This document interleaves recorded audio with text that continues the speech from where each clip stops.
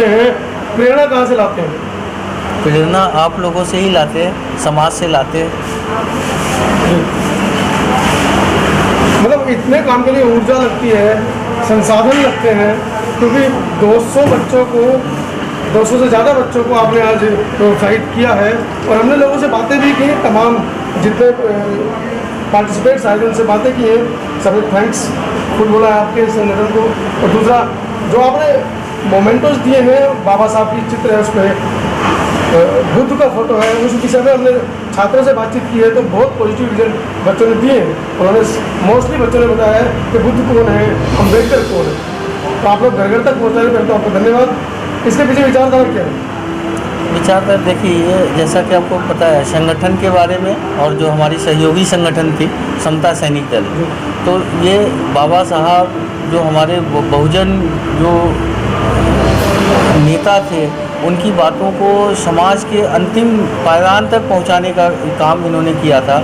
उसी को हम लोग जो आगे बढ़ा रहे हैं। और आज जो हम लोगों ने ये टारगेट रखा था 500 बच्चे के, कुछ बच्चों का आज शायद 12th का कुछ एग्ज़ाम था, कुछ पर्सनली हमें फ़ोन भी आया था, लोगों ने फ़ोन किया था। तो ये टारगेट 500 बच्चों को सम्मानित करने का था। वैसे बच्चे जिन्होंने 10वीं और 12वीं के कक्षा में 75% से ज़्यादा अंक हासिल किया हो या नीट क्वालिफाई किया हो, ऐसे बच्चों को। और करीबन 250 से 300 बच्चे फिज़िकली आ पाए, कुछ एग्ज़ाम की वजह से नहीं पाए।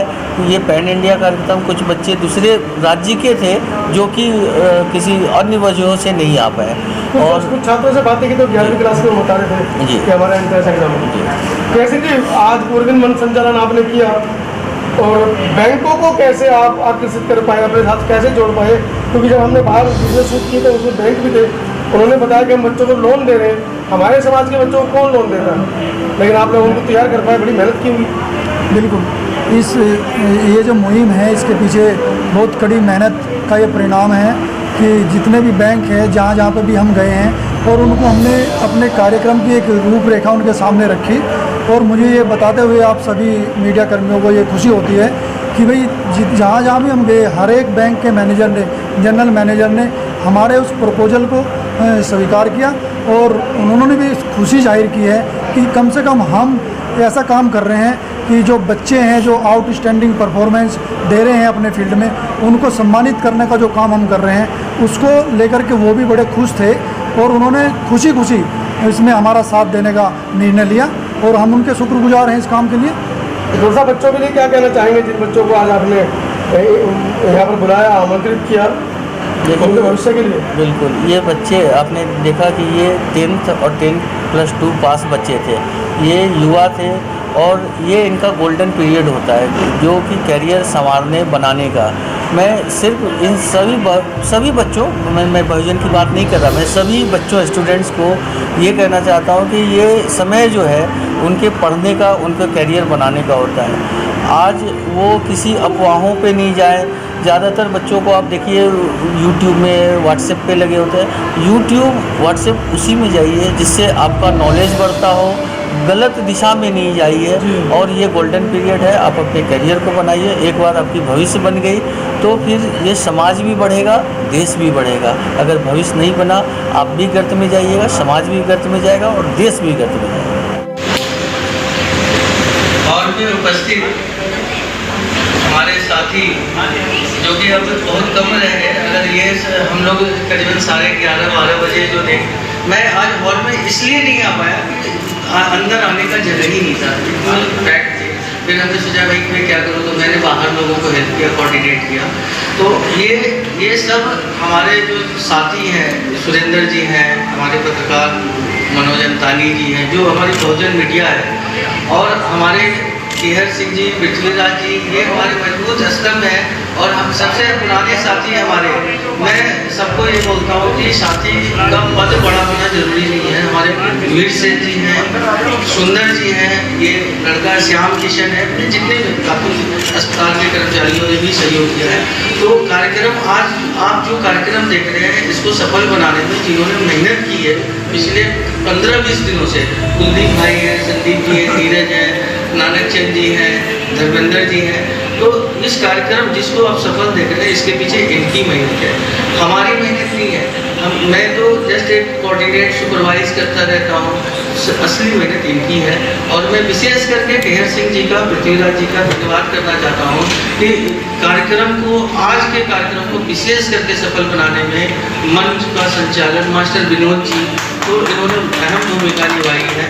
और अगर आप लोगों का सहयोग रहा और समाज का सहयोग रहा, मनतानी जी को पता है, हम लोग बड़ी बड़ी बातें नहीं करते, मंत्री के जैसे, विधायक के जैसे, नेताओं के जैसे आए, भाषण दिए, चले गए, शाम को 6 बजे के बाद मेमोरी लॉस हो जाता है कि क्या बोला था उधर जाके। तो हमें याद रहता है कि हमने क्या बोला था। और हम लोग अपनी तरीके से कोशिश करते हैं कि समाज के लोग जो इस अस्पताल में या दूसरे अस्पताल में जहाँ भी हमारे मेंबर्स हैं सहयोग करते हैं, नेताओं के जैसे हम भूलते नहीं, मगर हम लोग ये कोशिश कर रहे हैं कि देखिए जब हम लोग सफल इसलिए नहीं हो पाते कि हमारे पास ऑलवेज आर्थिक प्रॉब्लम, इकोनॉमिक प्रॉब्लम आपके पास भी है, हमारे पास भी है। एक आदमी के करने से नहीं होता, पूरा समाज मिलके करे।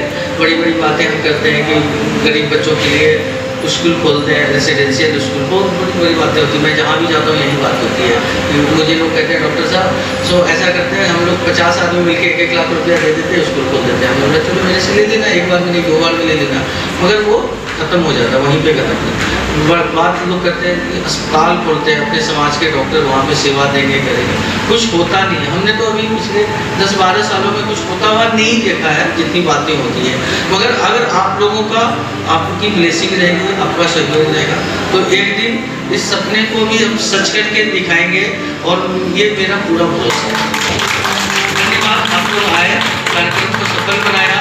विशेष करके सुरेंद्र जी की टीम जो है यूथ फॉर सोशल जस्टिस की, आपका पुनः आभार प्रकट करना चाहता हूँ। और हमारे जो कर्मचारी, तो सुजाता स्पेशली, सुजाता हम लोगों से काफ़ी दिन से जुड़ी है, आगरा में पोस्टिंग हो गई, फिर भी वहाँ से चल के आई। सिस्टर कृष्णा रिटायर्ड हो गई, और फिर भी इतनी जिम्मेवारी होने के बाद भी सिस्टर जी आई, सब लोग आए, आपका धन्यवाद, थैंक यू। सम्मान दिया जा रहा है, खास के साथ जिस तरह कि दलित समाज को दबाया जाता है, लेकिन आज यहाँ हो रहा है। देखिए, ये आज SC ST OBC डॉक्टर की जो यूनियंस है, उन्होंने आज यहाँ पर ये कार्यक्रम आयोजित किया है उन बच्चों के लिए जिन्होंने कहीं ना कहीं अपनी गरीबी से ऊपर उठ के और ये साबित किया है कि मेहनत और संघर्ष के बल पे, उसके दम पर आप कुछ भी हासिल कर सकते हैं। और उन बच्चों ने हासिल किए हैं 100 में से 90 नंबर, उन्होंने हासिल किए हैं 100 में से 85 नंबर, उन्होंने हासिल किए हैं 100 में से 98 नंबर।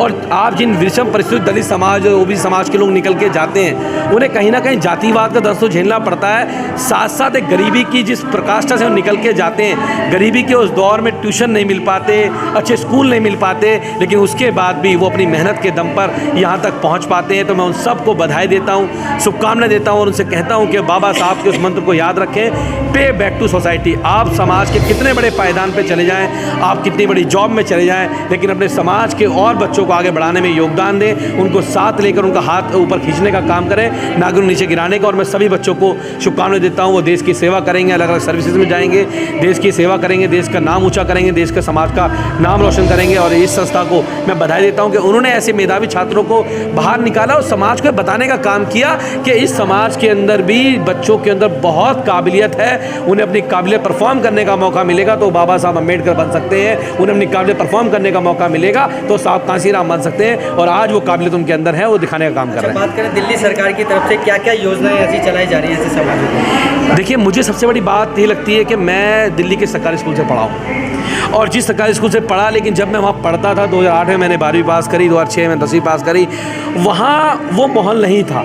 क्लासरूम टूटे हुए थे, टॉयलेट टूटे हुए थे, टीचर पढ़ाते नहीं थे, स्कूल में क्लासरूम में बोर्ड नहीं होता था, मास्टर के पास चौक नहीं होती थी, बहुत अव्यवस्था थी।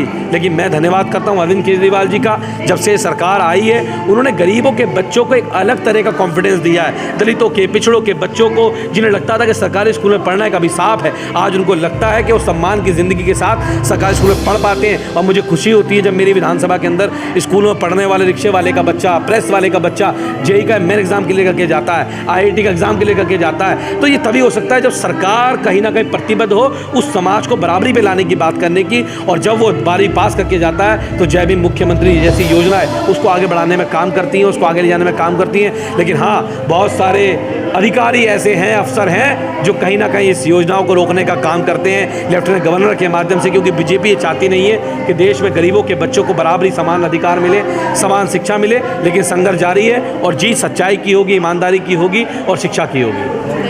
ठीक है। वीडियो कैसी लगी आप अपने कमेंट्स के माध्यम से हमें बता सकते हैं और चैनल को लाइक, शेयर और सब्सक्राइब जरूर करें। धन्यवाद।